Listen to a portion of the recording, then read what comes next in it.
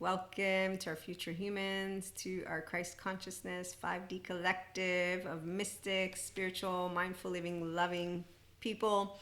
We're going to have a stop holder. It might be this one, it might be another one, but we're going to have a break. I'm going to take a break for a bit, and then we're going to be back with more of paid content for a number of those of you who like to practice restorative embodiment resilience the right way, so the good stuff.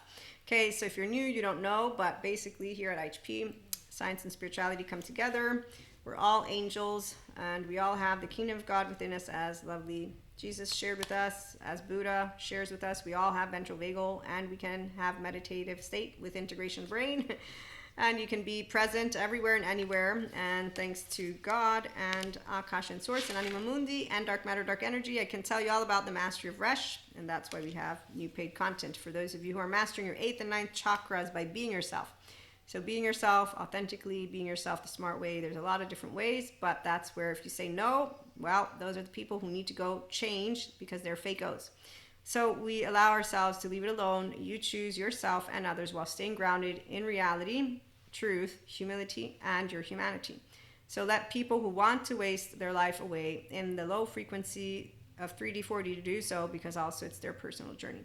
Your opportunity when you meet them is to differentiate and self-regulate. And if you're intuitive like me, when you pick up on them, it's easy. And when you pick up beyond them, it's easy too.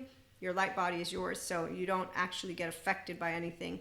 And so your opportunity is to differentiate and self-regulate in your ventral vagal state and continue vibing at a high as yourself. By anchoring in ventral energy, you allow yourself to maintain the highest level of spirituality, aka being yourself authentically as what I like to call a functional inner child adult, or aka in science's terms, you're a securely attached, non-traumatized person living life in a physiological state of compassion and practicing restorative embodiment resilience. So with self-love, thanks to living and loving with self-awareness, accountability, and regulation skills, you know self-reflection, but you also know growth and expansion. And you know humility because you are aware that you are a body, they're a body, and so this is really amazing. That's why it's Christ consciousness, because emotionally immature people don't affect our frequency. Your self-reflection, in fact, comes with mental and emotional intelligence, mastery, and the consistent enlightenment and expansion of consciousness, pure consciousness, Purusha, or the masculine, Shiva, pure energy, Prakriti, or the feminine, and I believe it's Shakti, and I forget words, so remember that, and don't write down notes, because it's just Maria's way of bringing it to you. We use all of the stories here, I do. Science included. I'm the woo-woo pseudoscience lady. So you are like a crystal, so am I. We're all lovely little stars. You're like a crystal that maintains its own frequency, like this one that I've worn when I first was opened up beyond my oversoul to the earth. And you maintain your frequency independently from other crystals, so other people, our entire globe, because we pick up on each other anyways, since we're all part of the same species. The human nature is that our embodied brains will pick up on each other, like the bears pick up on each other, and then we pick up on the bears and the trees and so on and so forth. But the part of humans is where, because we have our 3D, 4D brothers and sisters, that's where you get to learn how to differentiate, you self-regulate in your ventral vagal state, and therefore you maintain your own crystal, your own Merkaba, your own body, mind, spirit, your own vehicle frequency at a high. And that's the ventral energy that you'll be noticing. So it's called secure attachment, non-traumatized, because you are self-regulating. So you have open-ended inquiries, which is why you get curious. There's a moment of strength and courage that takes place, but really crying, getting angry, getting afraid. So panic attacks, giving plenty of practice. The tears, yes, I was 4 and got rejected.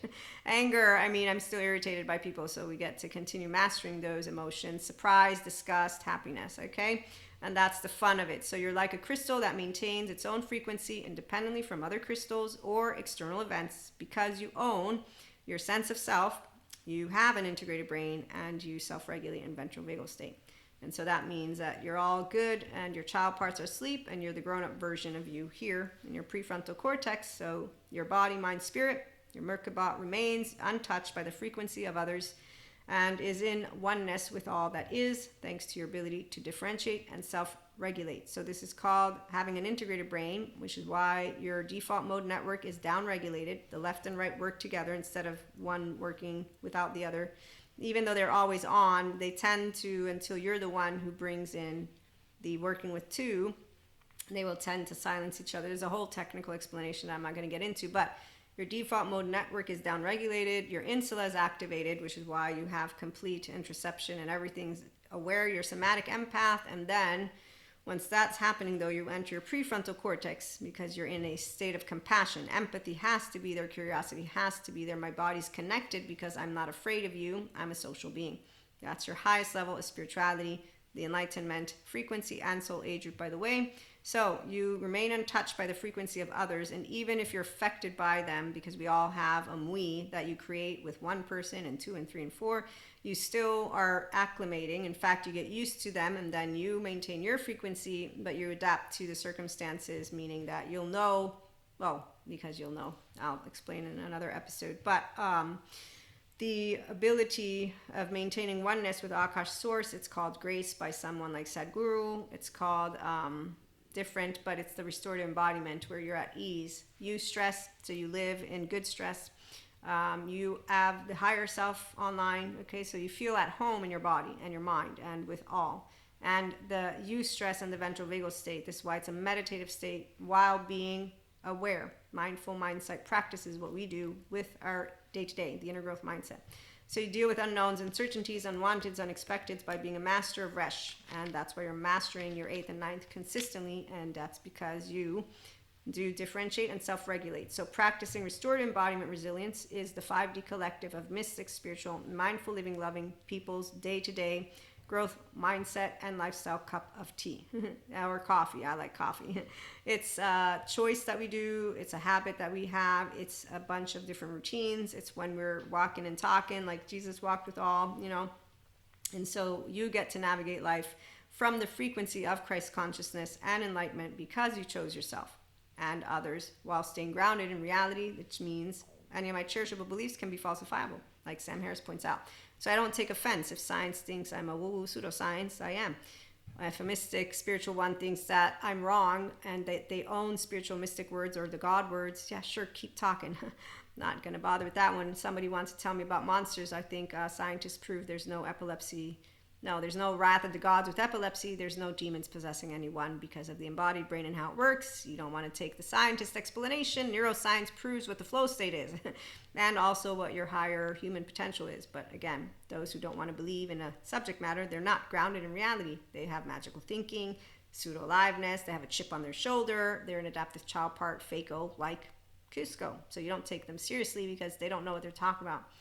It's a teenager version of a person who doesn't know what they're talking about. And they will think we don't know, but we'll know. No, we know, but we're going to leave it alone because the minute that I meet a person who says, I want to be aware of others about what is right now, it feels right. They just told me, wow, you didn't notice that your first 2 years of life is exactly right here in front of me. So sad. Okay, so again, you leave it alone. And thanks to you choosing yourself and others while staying grounded again in reality, you also stay grounded in truth, like the physicist Thomas Campbell points out.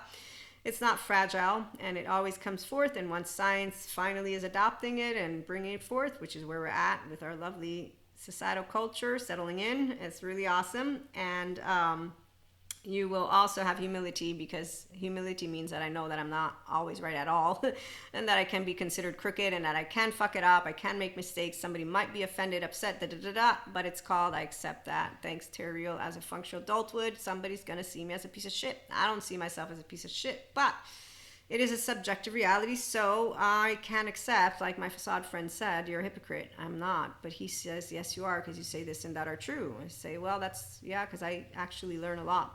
As a conciliant approach learner, then again, he's a hypocrite because he doesn't know how to commit to life. In fact, he doesn't still, but he's in a different soul age group, and he also has still insecurities. So I don't call him an asshole anymore because I think he's now getting offended when I do that. So I don't want him to be upset at me. And your humanity. So you stay grounded in your humanity. Oh, I'm full of flaws. So, that's why would I ever not accept, welcome, and respect every single brother, sister of mine, humanity, whether they're in a high frequency or low frequency, just the way they are. But I do know one thing. I didn't change. I'm 45.0 version. The ones who did change, it's because they reparented themselves. They did the right thing to their self, and then they are also the ones who are doing the right thing and leaving a legacy of unconditional love with flaws and imperfections to the future generations, and we do everything in moderation. It's not based on our likes or dislikes. It's based on what works And what works is that those who have a body that is in its ventral vagal state are doing great. Those who don't, it's okay. They don't believe us. So we're unconditionally loved with our flaws and imperfections while being guided to expand human consciousness and bring forth evolution to the next steps of our infinite, higher human conscious potential and experience. So I will be back with some stories potentially. In the meantime, be yourself. And that's with the lovely, smart, stable, mature, adaptive, rational, teachable. It's really amazing. And if you do want to come back, it might be a late IHP show, it might be something tomorrow. But yeah, we're going to have a break. So remember that, and tell your friends about IHP, like, share, subscribe, all that great stuff. Have a good one.